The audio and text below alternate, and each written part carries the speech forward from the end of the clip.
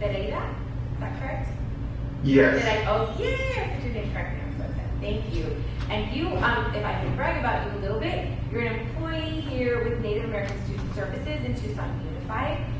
Jean-Luc is originally from Nogales, Arizona. He received his undergraduate degree from the University of Arizona in Human Services. His work experience consists of working in the behavioral health field and is currently working as a behavioral specialist for Native American Student Services. Jean-Luc is interested in furthering his education in the near future.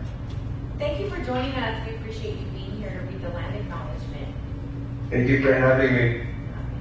Our pleasure. And so as soon as they bring it up, whenever you're ready, we will, we're here for you. On behalf of the governing board of the Tucson Unified School District, I, Jean-Luc Pereira, acknowledge that the schools, buildings, and facilities of the Tucson Unified School District reside on the ancestral homeland of the Vanuatu Nation and the federally recognized tribal land of the Pasquayaki tribe. Thank you, Jean-Luc. I hope you're enjoying your summer. Thank you, I appreciate it. Thank you for having me. Thank you. Enjoy the rest of your evening. Thank you. And now we have a familiar face to me, this beautiful young lady that I've seen since kinder. Hi, Iris. How are you? This is Iris Lee. I'm going to brag about you a little bit, Iris. You are going to be a big 5th grader at Carrillo. And she goes to Carrillo K-5, and she is a student athlete who I saw just burning up the tracks. You're out of gymnastics practice. You're stepping out of gymnastics to be here with us tonight? Look at you. Yes. She loves animals and plans to be a veterinarian or a zookeeper when you graduate. Her favorite subject in school is writing. She enjoys traveling, music, and movies when not in school. And her favorite thing about Carrillo is having great friends and lots of support from adults on campus. So it is a wonderful campus, and I'm so glad I got to know you there while Joaquin was there. And whenever you are ready, we are ready for you to lead us in the pledge. So you tell me when you're ready, and we're here. You want us to stand up? Okay. Yes, please stand. Okay, go ahead. I pledge allegiance to the flag of the United States of America and to the republic for which it stands, one nation, under God, indivisible, with liberty and justice for all. Well, thank you so much, and thank you for taking time out of your summer and your gymnastics practice to lead us in the pledge. We appreciate it. Have a good one. Thank you so much. Enjoy the rest of your summer.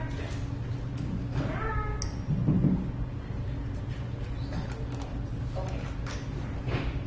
All right. And so now, Dr. Trujillo, agenda adjustments? Yes, President Grijalva, members of the governing board, one agenda adjustment this evening. I'd like to pull item 7.7 and give our partners from TEA a little bit more time to ratify their agreement before it comes back. Well, so this item would be to extend it through August 31st. Oh, my mistake. Okay. Cancel that. All right. We're ahead of the game here. We want to extend it. We want to Okay. extend it, absolutely. Okay, great. Any other adjustments? No other agenda adjustments this evening. Okay, thank you. Now we're on awards and recognition 3.1. Dr. Trujillo. Thank you, President Grijalva, members of the board, and members of the viewing public, TUSD community, welcome. And let's get started recognizing our amazing staff members and students. Up first, let us congratulate some outstanding students from Escuela Manzo and Johnny White Elementary. The Long River Awards Art, Photography, and Poetry Contest is facilitated by Pima County and its Environmental Education Department and the Greater Environmental Literacy Program of St. Mary's College in California. The contest promotes a connection between people and nature and our deep community ties to waterways like the Santa Cruz River and our desert environment. This work is done with the support from our culturally relevant and responsive pedagogy and instruction department. Dr. Kevin Kaiser Cho. The winning artwork and poetry are displayed throughout Pima County libraries over the course of the next year. So let us congratulate Manzo Elementary 4th grade students Daniel Stoner and Sarah Flannery, Donovan Kane, Fernando Contreras, And out of Johnny White Elementary, 5th grade students, Jasmine Galvan, Monica Arriaga, Kevin Kaiser Chuk's class, and also representing Kevin Kaiser Chuk's class, Aulani Martinez and Patrick Brennan. Congratulations, all of our wonderful students. Job well done. There you see some of the amazing artwork there. Next up, let's celebrate the winners of the Desert Museum's Bilingual Earth Day Poetry Contest.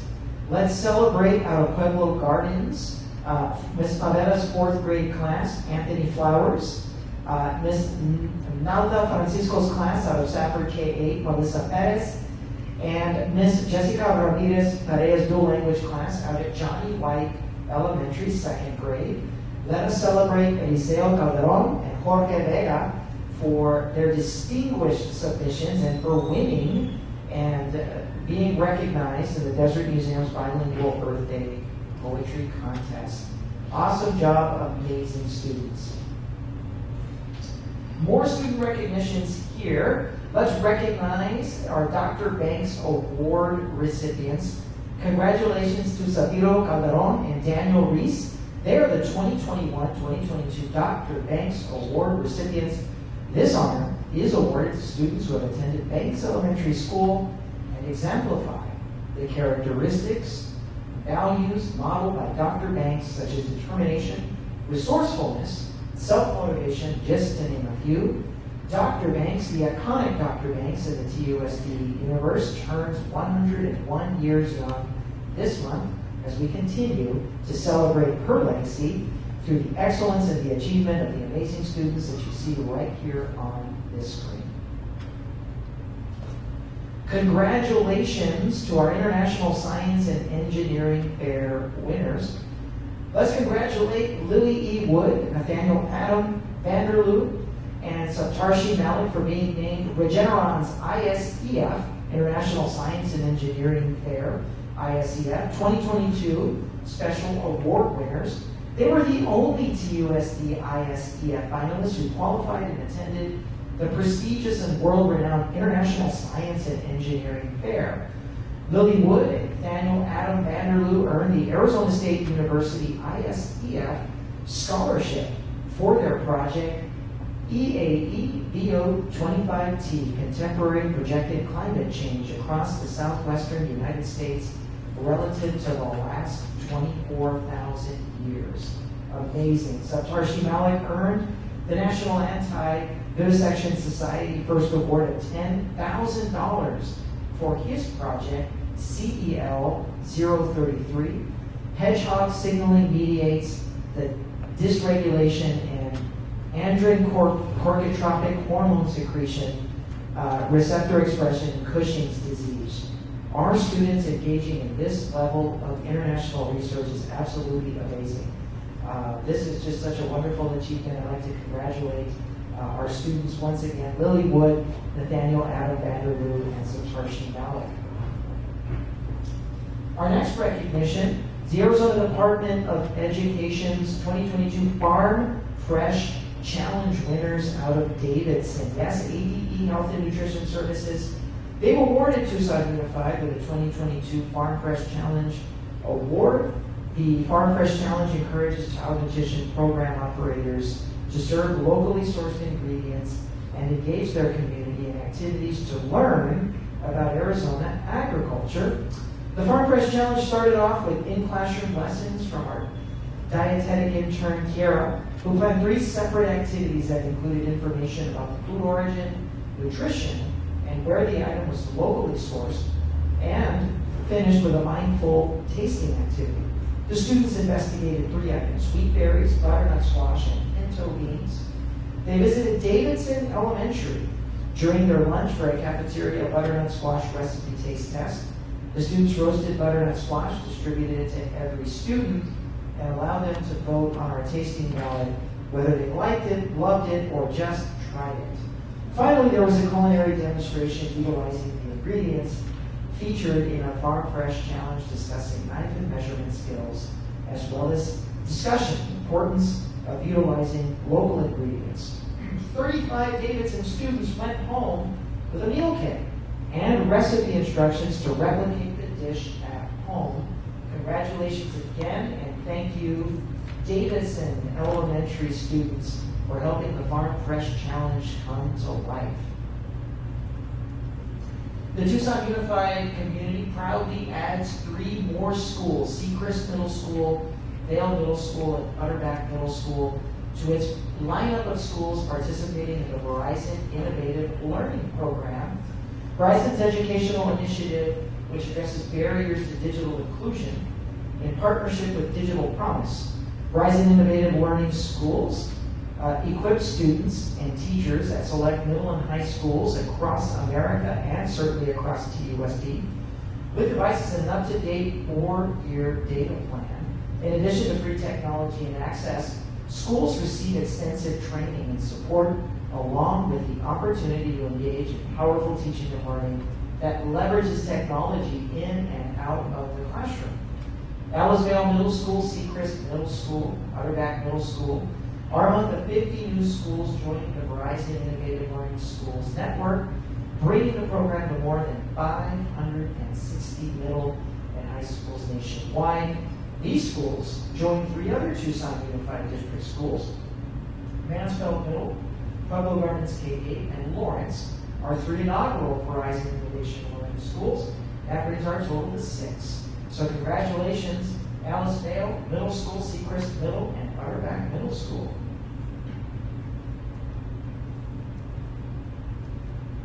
Looks like my clicker is stuck. I'll ask Gene here. Thank you, sir. And we have one more time an outstanding example of community support for our public schools. This time it's the John Hope Foundation. John Hope, a Tucson High Magnet School alumni and program legend, still continues to honor the school posthumously. His trust recently made a $20,000 donation to the Tucson High Library.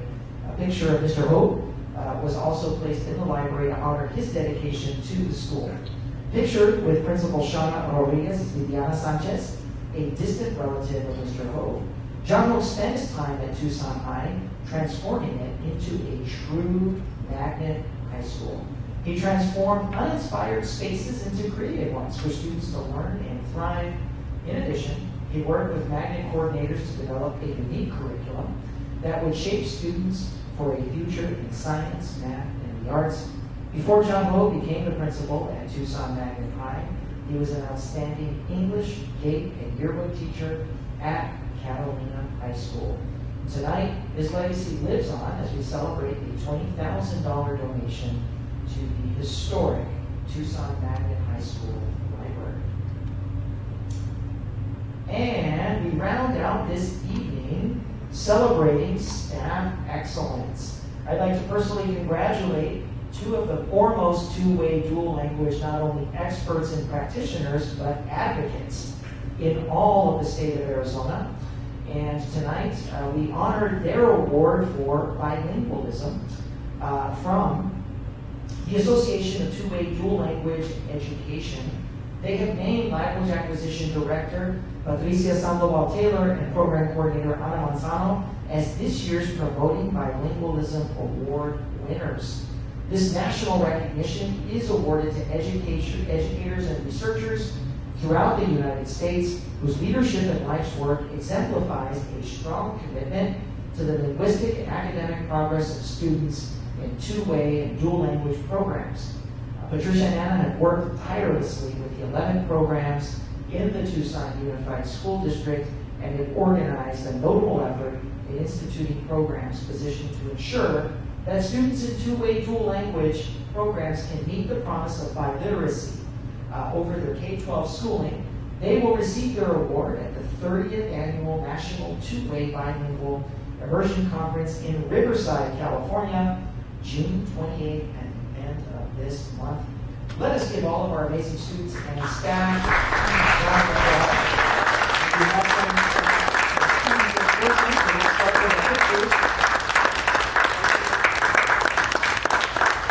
Okay. Come on up. Let's start with Anna and Pat. let's get a nice picture. Let's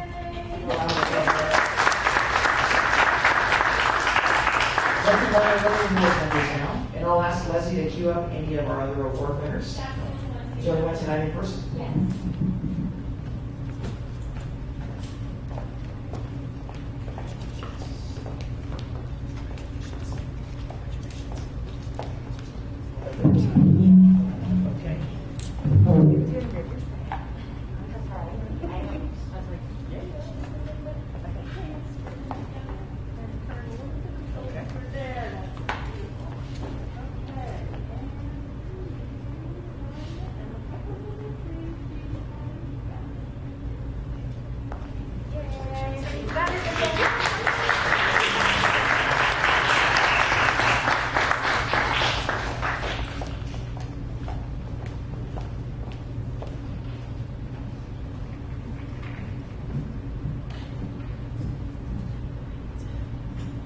President Grijalva, members of the board, that concludes the awards and recognitions for this evening.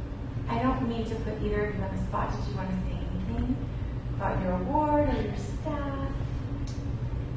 Or what you're going to do in Riverside when you get your big award? Thank you, Board President. We have members of the board, Dr. Trujillo. I just want to say that this award comes as a result of a team, the language acquisition team, our two-way dual language itinerant teachers, and of course Anna, who pays attention to such detail. But I do want to say that, TUSD, with the long history of bilingual education, it is exciting to be able to provide programs for students to become bilingual and biliterate. And I want to acknowledge individuals from the past who have promoted bilingual education, board members, leaders, mentors who've greatly influenced this work. Dr. Basurto, there's just a long list. Esperanza Bejarano, Maggie Schaefer, Steve Holmes, some of our regionals back here, Mark, Brian. In addition, I want to thank our current leadership. Dr. Trujillo has supported us through some really difficult times, and so we are grateful for his support. And Assistant Superintendent Flori and current board members, TWDL principals, teachers who work so hard in the trenches, parapros y las familias who support the program, and those who help us through the obstacles that were difficult, like Sam Brown, Martha Taylor, Bruce Converse, and our guide, Rosa Molina, who comes from ATDLE, who has allowed us to fully align our two-way dual language programs. And a huge thank you, like I said, to Language Acquisition, Adelina Federico, and my beautiful family who's here today, my beautiful mom, her prayers, her support, my husband, and my two daughters. There's more work to do, but we'll keep on that path. And thank you for your support and recognition. Mil gracias. Thank you. I'm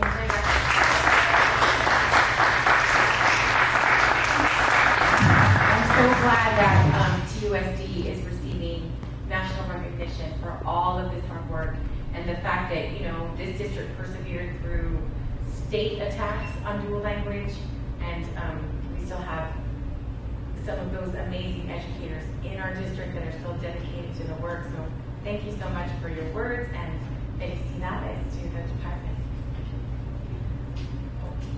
All right. Now the fun's over. Okay, now we're on board member activity reports. It's still fun. Who would either Ms. Shaw? Thank you. So recently I visited the Family Resource Center in Catalina to see the changes going on, and that spoke with some of the amazing women working at the dropout prevention program. It was a lovely experience. I also popped into the general campus of Catalina just to peek into their summer school happenings. And then later this week I do plan on going over to Choya to see what's up with the freshman Academy, so we're looking forward to that. Thank you. Ms. Linares. Thank you.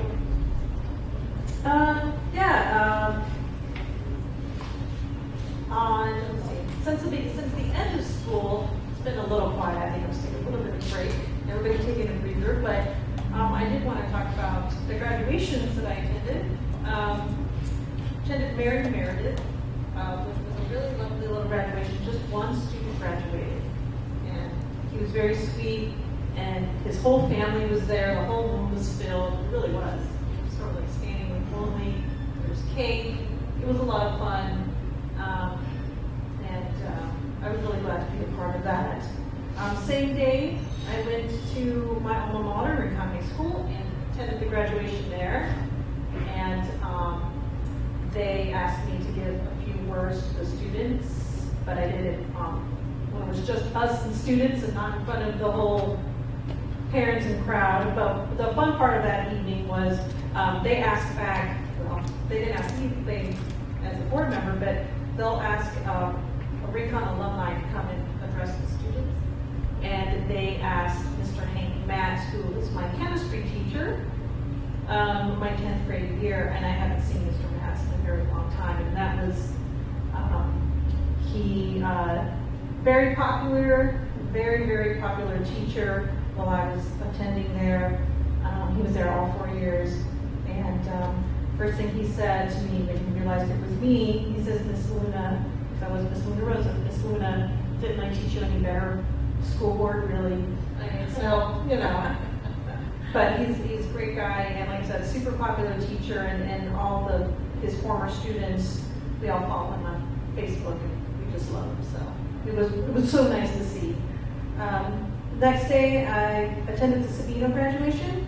I'm embarrassed to say, first time I've ever been to Sabino High School on the campus. I knew where it was. Beautiful campus. Just if anybody's had a chance to take a tour, it's a lovely campus. Great students. Had a lot of fun. I got to walk through the Sabercat head where all the football players run through. We walked through that, so I was very excited. So that was a lot of fun. And then that morning, my daughter did promote from Alice Vale.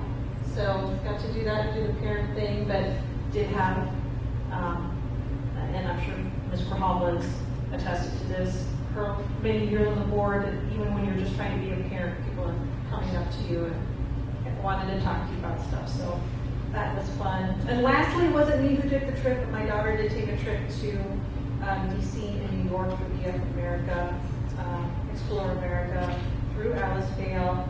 And it is the first time they went in 2.5 years. They also invited the now incoming sophomores to attend because they couldn't attend because of COVID. They were in grade at the time. What I would like to see, and I don't know how we can do this, but just to mention that it was a very expensive trip. We had to do a lot of fundraising, and I know a lot of our families can't afford that, so somehow we can think of a way to make it more affordable because this is an amazing trip. Things they saw the Holocaust Museum, 9/11 Memorial. I don't know how we'll do it, but throw that out there, so thank you. Thank you. I attended the PEEPS Program Scholarship Celebration on June 4th. It was great because we had a lot of our school partners, including TUSD, all of the county partners there, celebrating the preschool, early childhood scholarships that have been made available from Pima County, but we couldn't do it without the cooperation of all of these school districts and nonprofits, so that was fun. I just missed, I think, Ms. Shaw, or she was probably running around, and I was just paying attention to the entertainment on stage. Attended Juneteenth at Kennedy Park, and I think it's the first time that we've had a celebration there in like 8 years, and it's such a beautiful location. But the weather was great. I was able to see Principal Sanders from Utterback and the Shevite performers that are from Holiday in Utterback. And so it was really nice to see them. And of course, Jeff Sawyer, who's always at all of those events, celebrated the life of Edward Nunez at Pueblo High School, which just seems so appropriate considering all of the time and decades that he served our public community. And it was kind of like a reunion, and we're so many amazing people that have worked in Pueblo, still work at Pueblo. I was able to get a picture of our current principal with 3 of the 4 previous principals that were all there, all of our previous coaches. That was really nice. Attended March for Our Lives, which was put together by students in our community and some TUSD students, so I'm just glad to support our students there. Attended Choya Freshman Academy on June 13th, and then our Davis Mariachi campus going full swing. So it's still a busy summer. All of our campuses are have free food at all of those locations. So I hope our community is well aware of that opportunity and takes advantage of the breakfast and lunch that are made available to anyone under the age of 18. Okay, thank you. So now we're on to call to the audience, and I think this is the first time in, I don't know, maybe 19 years that we've not had one person on the call to the audience. So I'm going to go ahead and skip 5.1 and move on to consent agenda, Dr. Trujillo. Yeah, President Grijalva, members of the governing board. I'd like to recommend the governing board's consideration of approval of the consent agenda as arranged, item 6.2 through item 6.9. Okay, thank you. Board members? Mr. Grijalva? Yes. This is the first time I've asked you this. Can we pull 6.2? Sure. So do you want to go ahead and move the remainder? Yes. Do you have any issue? Okay, so you're moving 6.3 to 6.9? Yes. Okay, and I'll second. Motion in a second. All in favor say aye. Aye. Opposed? Item passes unanimously. Now we're on 6.2. Ms. Luna Rose. Okay, thank you. I just wanted to know exactly, I don't really have a problem with the cost. I just wanted to know, because I was at Recon not too long ago, what the renovations were going to be on the portables, because they are kind of static shape. Dr. Trujillo?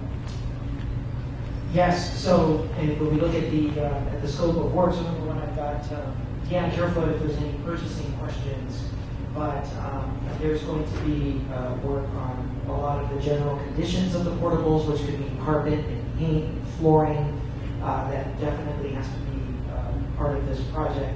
I've got Damon, Mr. Vice President, to get a little deeper into the specific work. So are there only 4 portables? Or are there more? Mr. Vice knows if you.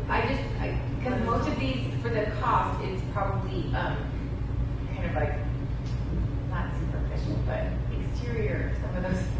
So Because it's not incredibly expensive. Yeah, our documents note 4 portables. That is correct. Okay. There's 4 portables there that are getting renovated. Not only exterior, there's exterior siding, fascia, door frames, doors, lighting, new lower trim on the siding. On the interiors, it's interior paint, drywall, electrical, flooring. So it's a full renovation of 4 portables. Okay. Any questions specifically, Ms. Monroe? No, I think I just kind of wanted to know exactly what it was going to look like, just because, like I said, I was there not too long ago, and they're a little summer shades, so. Yes. Most portables, yes. That's why the estimate was a little higher than anticipated when we started coming into getting into the details, taking a look at the materials and costs associated with those materials that have escalated. Okay, and what the portables used for? Like, is it special education? Do we They're all have? classroom. They're all classroom. Every single one. Oh, okay. Okay, that's all I had then. Okay. Yes, I would like to move 6.2. I'll second. Any discussion? All in favor say aye. Aye. Opposed? Item passes unanimously. Thank you, Mr. Vice President. Okay. Now we're on 7.1, Administrative Appointment, Assistant Principal, Palo Verde High Magnet School. Dr. Trujillo. Yes, governing board members, President Grijalva.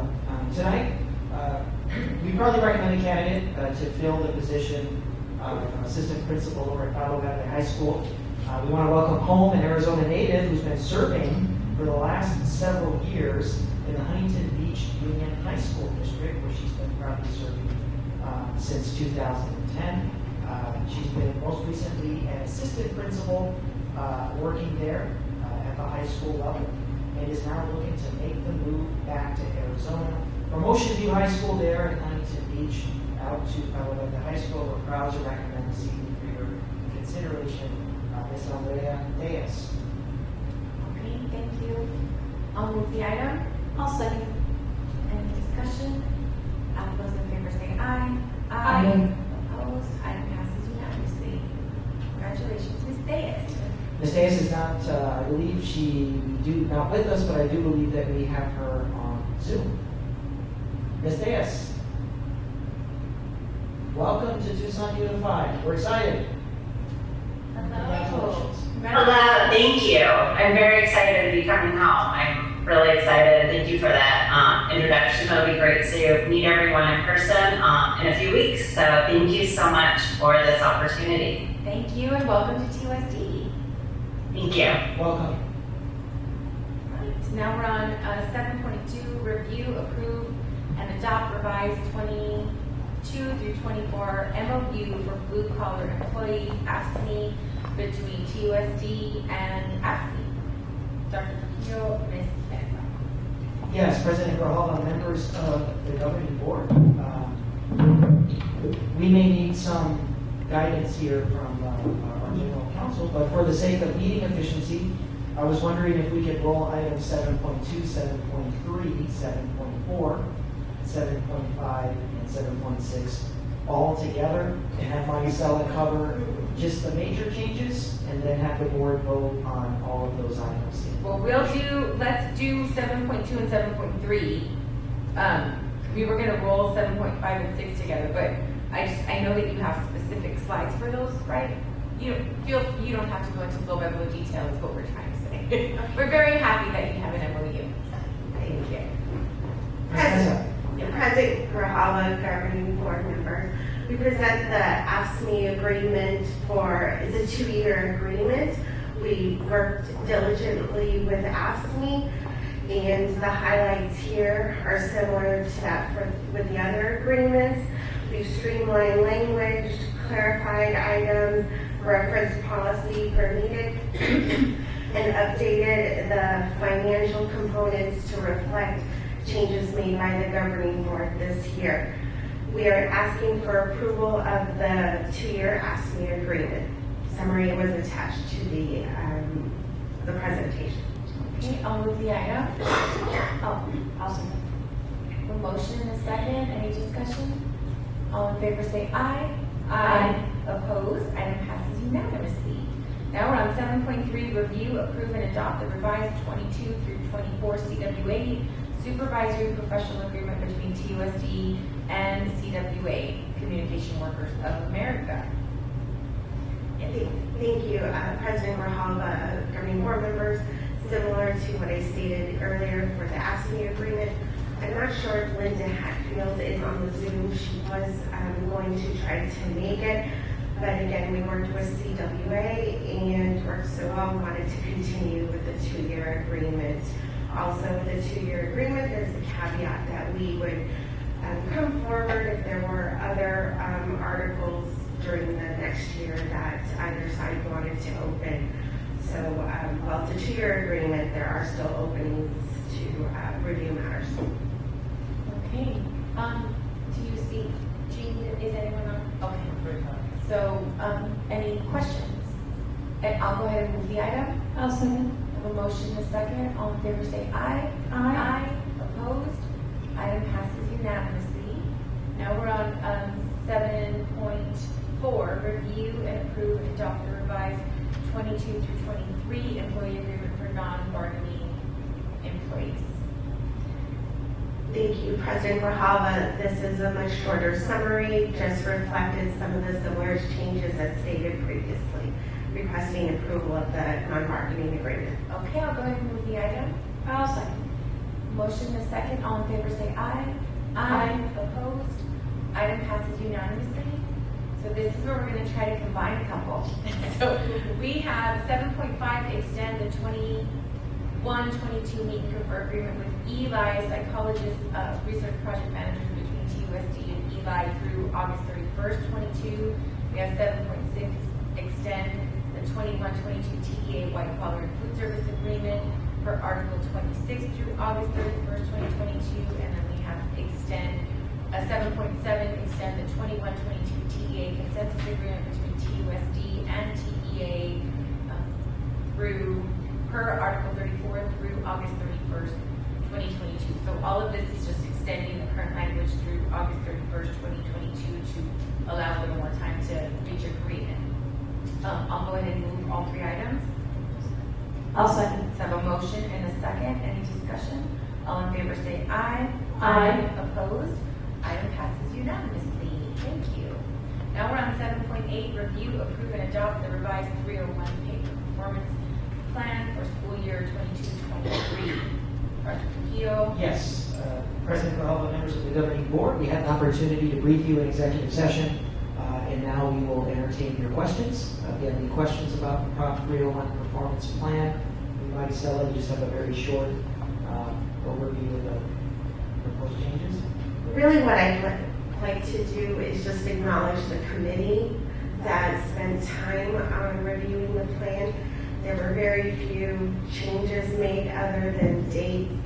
We kept same percentages and same overall philosophies. If you recall last year, we came with larger changes to the agreement, and we didn't feel the need to really tweak any of those because they were seen to be mutually beneficial. So we are asking for approval. It was passed by 70% of the voting contingency, which is what is needed in order to provide for ratification. All right, board members, any questions? I'll go ahead and move the item. I'll second. So I have a motion and a second. All those in favor say aye. Aye. Opposed? Item passes unanimously. Thank you. Thank you. All right. So now we are at item, where am I? 7.9 Governing Board Policy GCAA application for position revision. This is the second reading. Dr. Trujillo? Yes, President Grijalva, board members, I'd like to welcome Associate General Counsel Michael Aronoff to take us through the second reading. Good evening, President Grijalva, members of the board, Dr. Trujillo, my esteemed colleague, Mr. Moss. This is a pretty small change to policy GCAA. If you'll recall, the only addition is that one line in the final paragraph on that page, adding the statement of charges adopted by the board language. And it's simply to make it clear that TUSD is permitted to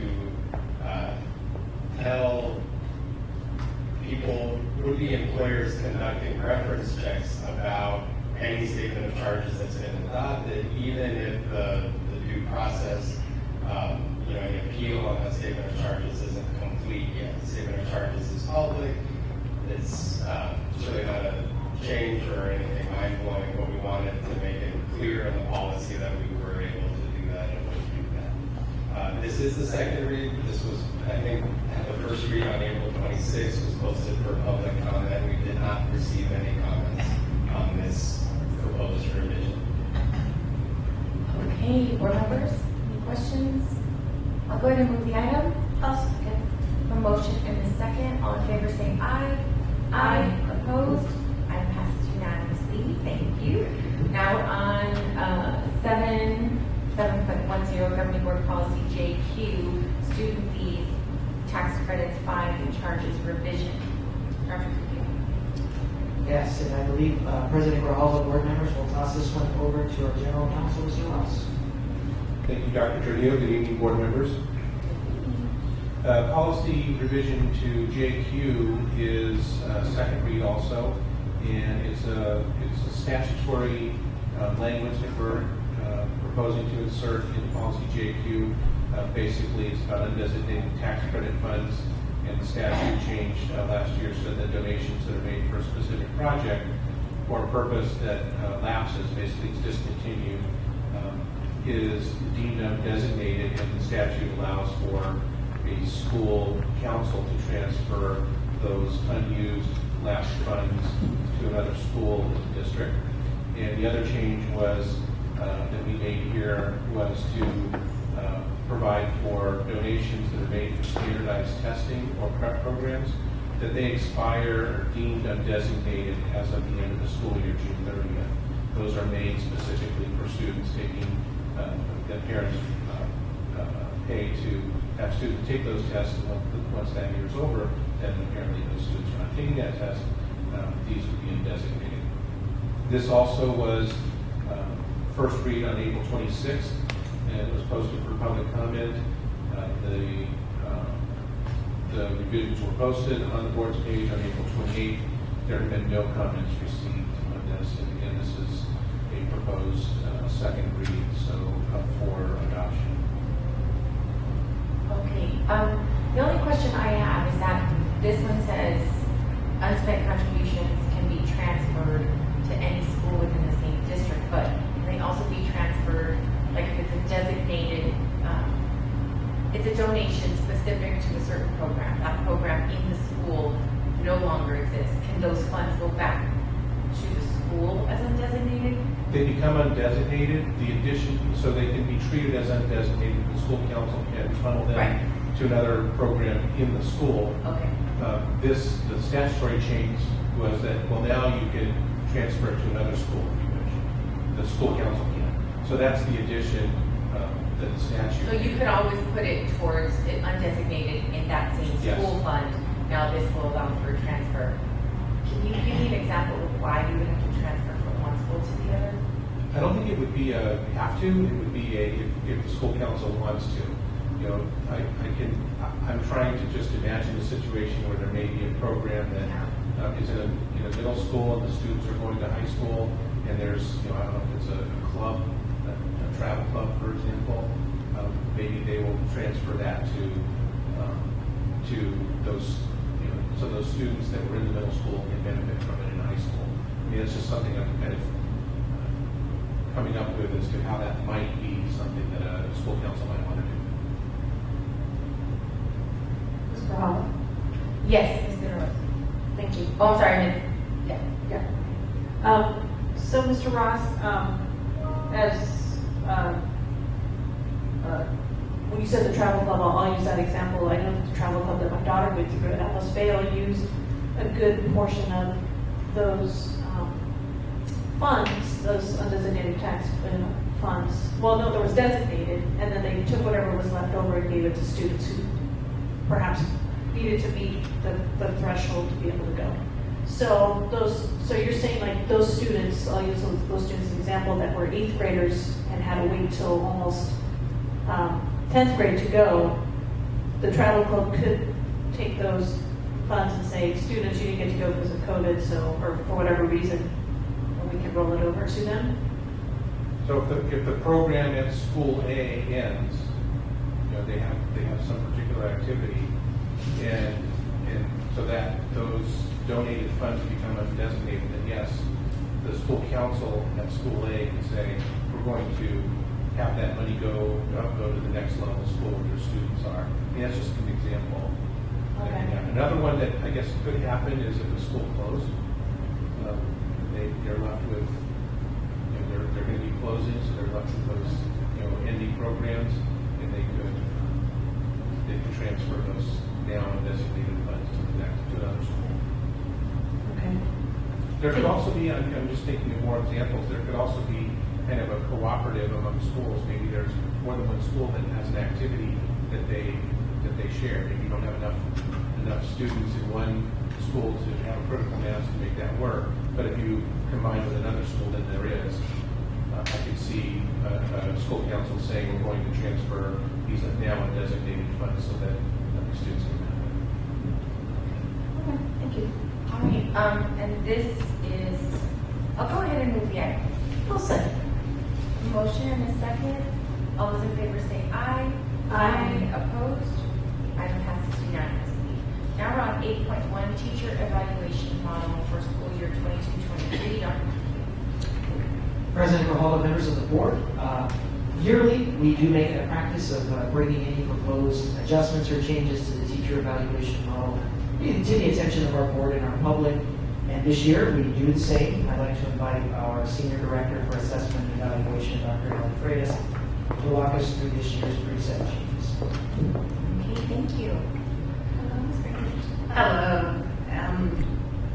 Good evening, President Grijalva, governing board members, Dr. Shanio, and legal counsel. All right, let's get started. Teacher evaluation model. We have some very few changes this year. So just to put everyone on the same page, the teacher evaluation model has 4 components, which are the Danielson framework, academic growth, student survey of teachers, and the teacher reflection. And it also has supporting documentation, which are called critical attributes. And before I go on, I just want to acknowledge the Teacher Evaluation Committee, because this committee reviews the model on an annual basis and makes changes as needed to improve the model. And the Teacher Evaluation Committee is made up of both TEA members and then TUSD representatives. So I just want to thank that committee for their oversight. Okay, so this is the distribution of points. So you can see that the Danielson is the major part of this model with 67%. And then academic growth is the next at 20. The student survey of teachers, and that's a survey where students evaluate their teacher in the classroom environment. And then the teacher self-reflection is at 3%. And so we do a weighting, we do a weighting factor just so that everything adds up to 100. So this is the scaling factor. And so this is one small change that we'd like to make for 22-23. And that's the last year when we changed the distribution points for teachers.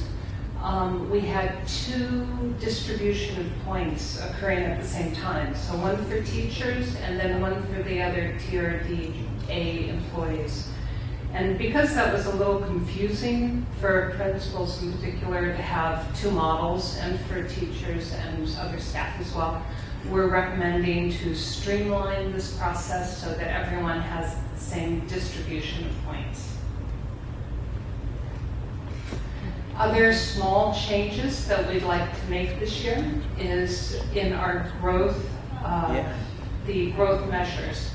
So for grades K through 3, we would like to use the DIBELS, which is current year data. So that's pre to post, or the beginning of year to end of year scores. And then in grades 4 through 8, we would like to use this year's AASA scores and compare them to the AZM2 2021 scores. And what this does effectively is remove a pre-post test from those grades. So we're trying to reduce the amount of testing. And then in grades 9 and 10, we will also do a pre-post, so current year data. And the reason for that is that we don't, because they're doing the ACT and the ACT Aspire, we really don't have 2 years of good data for the growth measure. So this is what it looks like. It's all what I described. So the current year's DIBELS and pre-post, and then the AASA will be compared to the year prior, matched students. So we recommend to keep cut scores the same. And that's it. So thank you very much for your consideration for these small changes. Okay, thank you. Board members, any questions? All right, so this is a study action item. So did you want us to approve the proposed model? Or is it just an information item? Oh, you wanted us to move to approve. Okay. Yeah, and I'll give a little bit of context.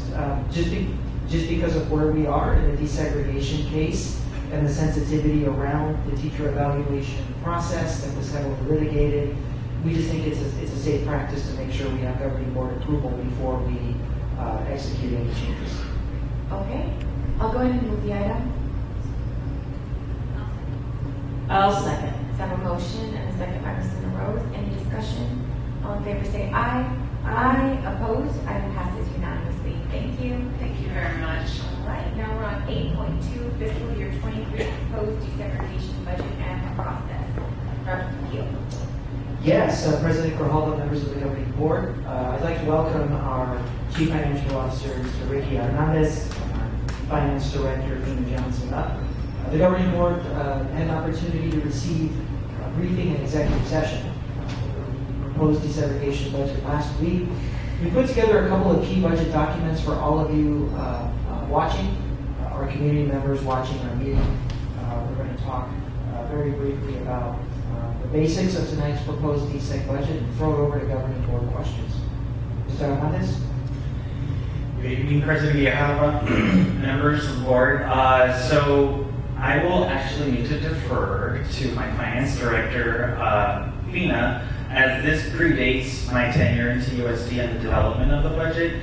As Dr. Trujillo has mentioned, you've seen these documents previously and you've probably studied them, but we wanted to make sure that we received your approval as to what we proposed for fiscal year 23 and any modifications to the plan. But if you have any specific questions, any concerns related to these documents, I will defer to Ms. Johnson to provide you any information. Okay, thank you. Good evening. So the first document here is the variances to the prior year budget. As we know, the DSEG budget in total does not change year over year. It's always set at $63.7 million. But we do note changes, large variances year over year, and that's what this document is. And that's what this is. So next slide. Is there another slide? Is that it? Okay, so really that's all it is. It just gives the major variances year over year.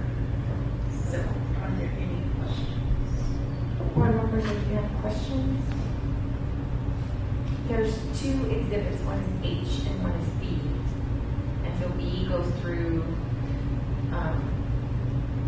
Yes, President Grijalva, board members, B is an overview of just the changes. Yeah. Okay, what's different between this year's budget and last year. And then what we like to do for the public is just give them just an overall snapshot of all of the different expenditure categories in the DSEG budget, our expenditure amounts, our projected expenditure amounts in the upcoming fiscal year, and differences in amounts between the previous year. So that's what you'll see on the other exhibit.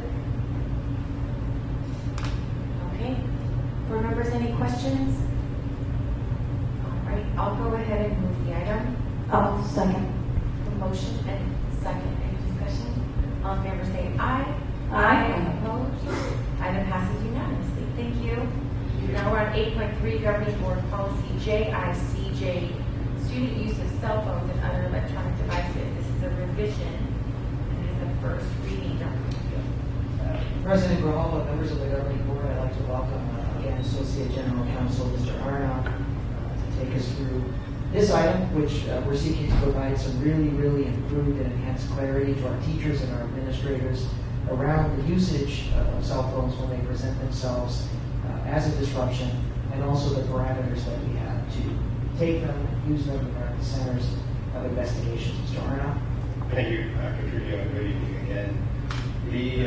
The changes in JICJ fill what we found to be a gap in our policy as it comes to searches of students. Cell phone searches and other searches of technology are becoming, and really already have become, a more common necessity and tool that administrators have when they're looking into violations of the code of conduct on campus. And we nowhere gave guidance to administrators about how to conduct these sorts of searches. We have guidance on other areas of search, but this was missing. So we've updated this policy. This paragraph that we've added is really just a statement of current Fourth Amendment law as it applies in the school context. And so this is also what we are currently training This is basically a reflection on what our current practices should be and what we are instructing our administrators on. We want to make sure that we're catching up in our policy in terms of what we're actually doing. So this is, as Dr. Trujillo mentioned, or I think maybe it's President Grijalva who mentioned, this is the first read. So the action today would simply be to post this for public comment, and then we would come back for further action. Okay. Board members, if we vote to put this item out, then it's really just going for a public discussion. Ms. Shaw. Thank you. Thank you for the presentation. I was wondering how this relates to, if administration has a suspicion about a student and they want to use their cell phone or check their cell phone, do they have to get consent from their parents to do that? So if an administrator has a reasonable suspicion that they're going to find evidence of some violation of the code of conduct, then they don't need any additional consent. Fourth Amendment says once you have reasonable suspicion, same as with a backpack. Once you have reasonable suspicion that the backpack contains evidence of some violation, the administrator can go in and search that backpack. They can go in and search that phone. Now, we've tried to be clear in the policy that they can only search that portion of the phone that would contain the evidence. So, for example, if they had reasonable suspicion to think that this student had sent text messages planning some sort of crime, something like that, they'd only be able to look at those text messages. So if they thought they had photos, they'd only be able to look at the photographs. So it's not an open door to once you get in the phone, you can search anything you want. But it is, if you have reasonable suspicion, you can search without additional consent, which is the Fourth Amendment requirement. Okay, and do the administrators have to have ample documentation beforehand to, make sure that they're not violating anyone's rights? Can it just be a nuance and this guy might have said this and then they go ahead and do that? How are we going to protect students who may be innocent of said charges? So I think that gets to be a training issue. We would always expect if an administrator is going to conduct the search that they be able to back it up with an explanation of what their suspicion is and where that's coming from. But what that explanation looks like and how it's documented, that might vary case to case. I think it's hard to say universally. But the expectation is if you're going to do a search, you better be able to explain what the reasonable suspicion is that justified it. Okay, yeah, I think it would be good to standardize kind of the process of checking cell phones and such things or this passes. Thank you. Ms. Graham? Yes, Ms. Dinero. Thank you. Mr. Arnold? Just as I'm looking at the language here, and I promise I didn't read it earlier. To Ms. Shaw's point, just for clarification, I don't know if this can be added. I'm sure it can, actually. Is there something in there that can, I don't think we need to put anything about Fourth Amendment search and seizure, but is there something in there that could be put for the public about local imperantis, maybe to make that more of an understanding? Is the question whether we can add something to explain that this is correct? Or is that put this more in the weeds, so to speak? So off the top of my head, I'm not actually sure that the Fourth Amendment case law on it really talks about the in loco parentis sort of theory. They are sort of tied together. Do you know off the top of your head?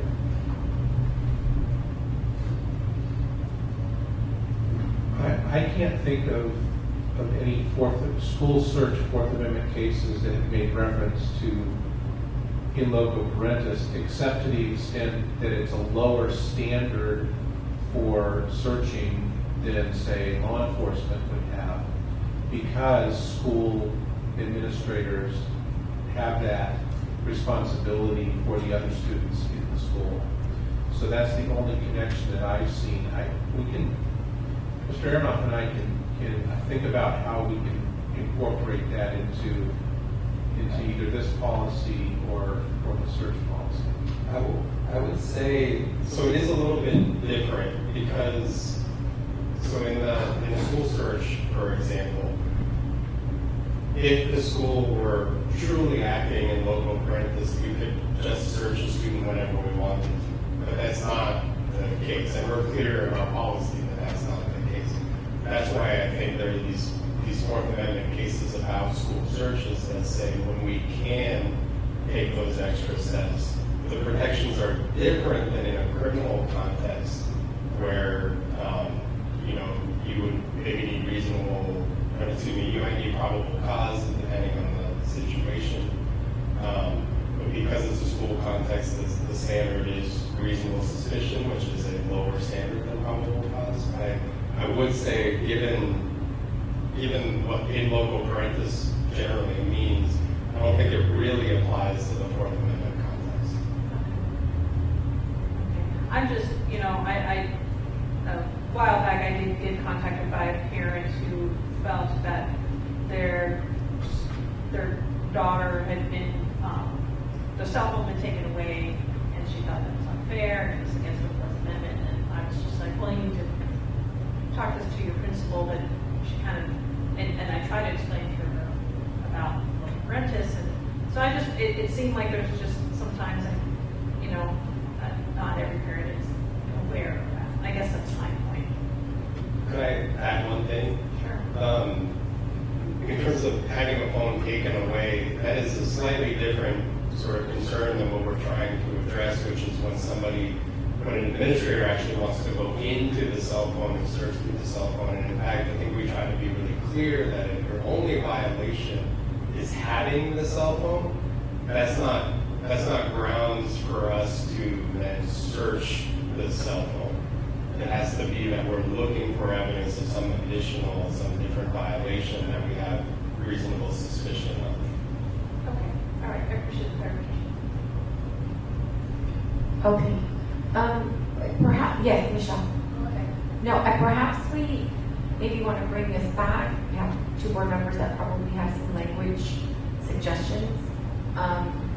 Because I can't get a sense that we're comfortable moving it forward as it is. Well, it's just for public review, right? I'm comfortable Correct. moving it, but I have a separate question.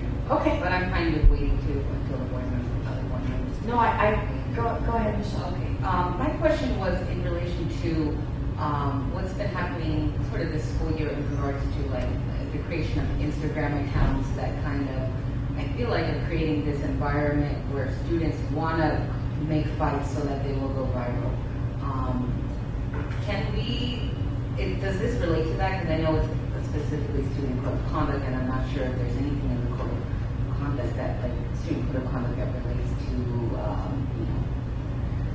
things going viral and, creating this whole thing. But I feel like this might be a way that we can combat some of that, because I've been having parents and even students reach out to me about, being maligned on the internet, like different schools have these Instagrams and pretty horrendous things. And I hope that this policy could be a way that we could curb some of those things happening. Is that make sense? So, a couple thoughts about that.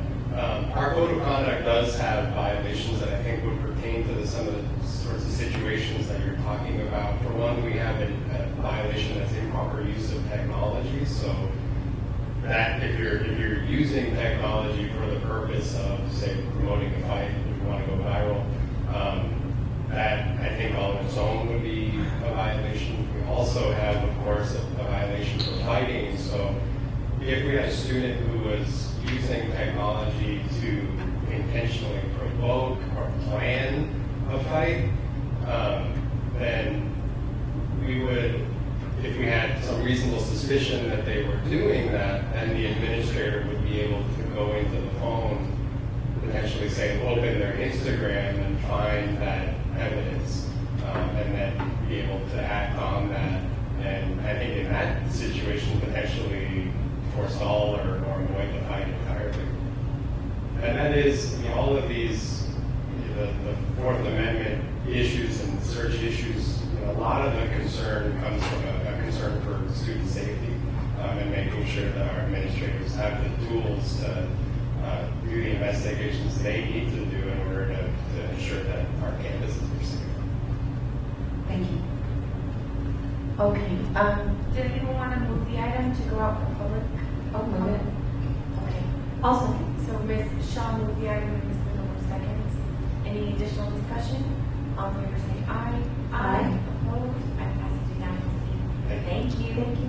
Now we're on a 9.1 study, the study information items. 9.1 ADE school letter grade criterion, AASA student performance. Yeah, President Grijalva, members of the governing board, we're very excited to share this information with the public. Coming off of 2.5 years of COVID influence and impacted school years, brand new statewide assessment for English language arts and math. First time our kids have ever seen it, taken it, replaced the long-standing easy merit. And we had a really nice bounce back here, and we're proud to share some of this information tonight with our governing board and then also our parents and our staff. Taking us through tonight's overview is Dr. Ali Freitas, again, Senior Director for Assessment and Evaluation. Thank you. Hello, everybody again. Here we go. All right. So we're going to start with the big picture, and then we'll drill down to this year. So I'd like to look over the last 4 years, because a lot has happened in the assessment world. And so I'm going to start with 18-19. And so 18-19, I sort of think of as a baseline year because it was business as usual, it was pre-COVID. And so typically, TUSD scores about 12% below the state average. And so that's what happened in 18-19. And then in 19-20, as we all remember, at the beginning of Q4, we closed our schools due to COVID. And so students went home and learned remotely with either paper lesson packets or those who had laptops learned through Zoom, and the state testing was suspended that year. And then in 2021, TUSD opted to have remote instruction for the entire year. And our performance in TUSD fell about 14% overall. Our grades losses were in our youngest grades, 3rd and 4th grade, and especially in math. The state averages followed the same trend as TUSD, with about a 10% loss overall. So in terms of the losses, TUSD felt more loss during COVID, but happily last year we showed more gain. So we fell farther, but we jumped higher in response. So in 2021, students are back in the classroom, and TUSD has made up some of those losses with about a 5% overall gain. And again, the greatest gains are in the lowest grades, where we saw the greatest losses. So that's very good news. And then the state average, again, we followed the state average trends, and so the state average showed a lower bounce back, about 2%. And so in summary, when you look at this trajectory over multiple years, it's evident that it's going to take more than just 1 year to pull out of the COVID problems that we had in education.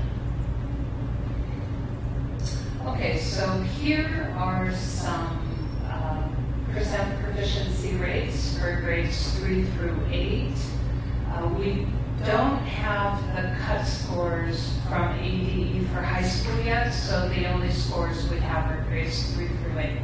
And so what you see is in the blue, that's TUSD percent passing in ELA, and in yellow, it's the state. And so what I'd like to draw your attention to is on the very right side, where it says ELA difference. And you can see that in 3rd grade for ELA, we showed an 8% gain from this year in comparison to last year. And And so you can see as we move down that every grade showed a bounce back except for 5th grade.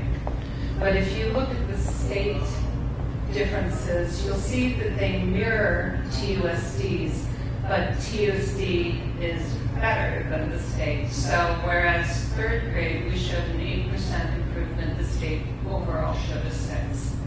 And in 4th grade, we showed 4% improvement, the state is 0. And so in 5th grade, I believe the change from the AZ merit to the AASA, they must have changed out some items because it's evidently a much harder test for our students. And so if you look at the very bottom where it says ground average, you'll see that TUSD had double the growth that the state average did for 2022 in ELA. So this is in math, so it says same format, and so I'm going to go all the way to the right where it says math difference, and I'm very happy to report a 10% gain in 3rd grade and an 11% gain in 4th grade. Those were very badly needed because those students really suffered educationally during COVID. And you can see that the state also showed gains, but they are quite small in comparison to TUSD. And then as you go back down through the grades 6, 7, and 8, you can see again that TUSD has outperformed the state in every grade in math. And so overall, we've shown a 6% improvement overall, and the state a 2% improvement. So that's very good news. And so this is a summary of data, and what I think is really important is to take the long view. So the impact of student proficiency, has been impacted by that Q4, school closures, remote instruction, and then this last year, we had a lot of absences, both with our staff and our student because of COVID. So it's not as if we're going to bounce back right away. And so you can see the dip is the remote instruction. And actually, I'd like to go all the way to the back, and you'll see that each year over 5 years, right, TUSD was incrementally improving in both ELA and math. And so we were getting better every year. Then we had that COVID crash, and now we're bouncing back, and I'm hoping that we will see, once again, incremental improvement over time. And so how do these scores affect the letter grade? So the letter grade model, this is the K8 model. The letter grade model is broken up into 5 categories, 1, 2, 3, 4, right? And you can see that the student growth is 50%, and then student proficiency is 30%. So 80% is based on the AASA scores, right? And then we have acceleration readiness, and then ELL growth proficiency. So this is the breakdown of the components. So you can see, once again, proficiency, that's AASA, growth is AASA, and then the acceleration and readiness has a mix, but it's also included in the AASA scores. So it dominates this model. And you can see there are other bonus points for science and special education. So there are other ways to pick up points as well. Okay, so the proficiency scores, remember that's 30%. That's only part of the story. And so it's AASA or the XED, MSAA. The ELA math scores are counted for FAY students, full academic year. And that's an important criteria because what it does is it says any student who's enrolled within the first 10 days of school and continuously enrolled until this year was May 2nd is considered FAY. And so that factors out mobility so that those performance scores are a true reflection of that school.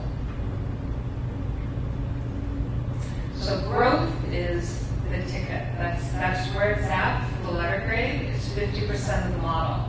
And growth is really important for schools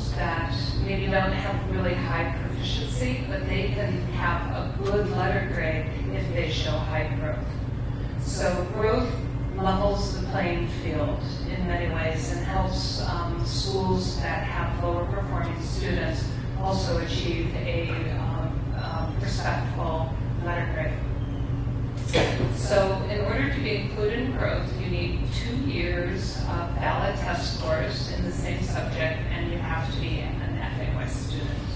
And so the shining light for TUSD this year is because we outperformed the state, I'm hopeful that our growth scores are going to be pretty good. And that concludes my presentation. If you have any questions about the AASA model or the AASA scores.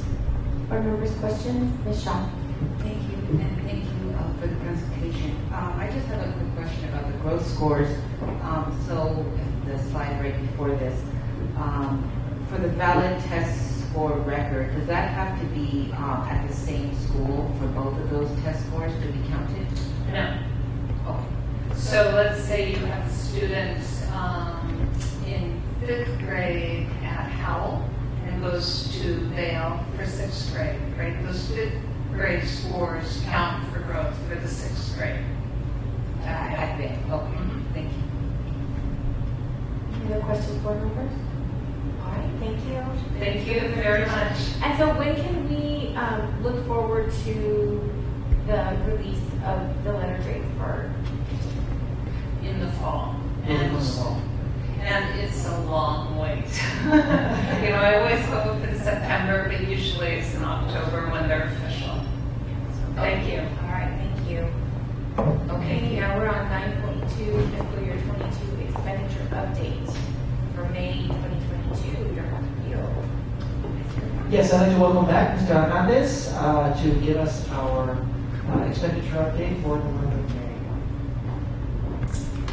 All right, hello again. So I do have your expenditure update for the month ending May 31st. Nothing too significant, a few items, if you recall, we're still running a total, of pre-encumbrances, just to show positions that are available but not filled. That's that column to the far, or unfilled, that's that column to the far right. The end of April, the number was about 6.8 million. The number is now 4.4 million, so about a 35% drop. That just indicates that positions are being filled, so we're losing those pre-encumbrance balances. Nothing in the significant decline category, if you will. We're still running large encumbrances as we approach the end of the fiscal year. It's expected that some of those encumbrances will either be paid out or cleared out, and we'll add back to our budget balance as we begin to kind of close out the fiscal year. Over the course of the next 60 to 70 days, some of these balances will begin to obviously drop off, and we'll be able to provide you a better picture come the annual financial report in the fall. Just a summary of DSEG versus non-DSEG, M&O versus capital. Obviously our goal is always to make sure that we spend down our DSEG based on our DSEG plan compared to non-DSEG and M&O and capital. So this is just differentiating these two items which you've seen in the past.